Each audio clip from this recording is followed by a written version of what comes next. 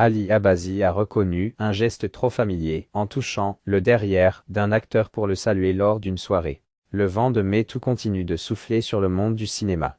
Vendredi, le site spécialisé The Hollywood Reporter a affirmé dans un article que le cinéaste danois et iranien Ali Abazi a été lâché par son agence, Creative Artists Agency CAA, parce qu'un acteur s'était plaint d'avoir été pelotté par le réalisateur lors d'une soirée de CAA en marge de la cérémonie des prix des Golden Globes, le 5 janvier dernier à Beverly Hills. Le réalisateur du film sur la jeunesse de Donald Trump s'est excusé samedi après avoir été épinglé pour avoir pelotté un acteur lors d'une soirée en marge de la cérémonie des Golden Globes, en concédant un geste trop familier qui a créé du malaise. Je comprends tout à fait que mes actes ont créé un malaise chez quelqu'un, quelles qu'aient été mes intentions. Et j'en suis profondément désolé, a réagi le réalisateur samedi sur X.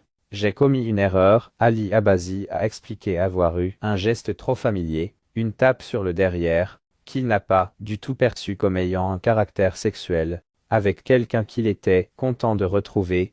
Je me suis vite rendu compte que j'avais mal évalué la situation. Je me suis excusé auprès de lui sur le champ, et je me suis assuré que ces excuses soient réitérées le lendemain par le biais de mes représentants, a écrit Ali Abazi. Le réalisateur a démenti avoir été lâché pour cette raison par CAA, assurant que cette séparation était due à un choix de carrière de long terme.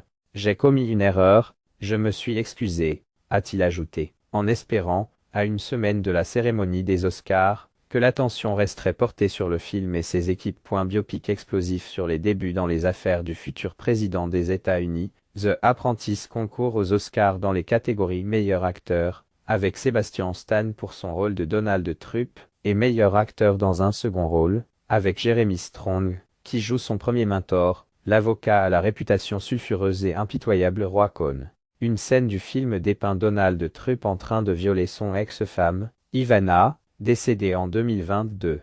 Ali Abazi dit s'être inspiré d'accusations réelles d'Ivana Trump durant sa procédure de divorce avec le milliardaire républicain, qu'elle avait finalement retirée.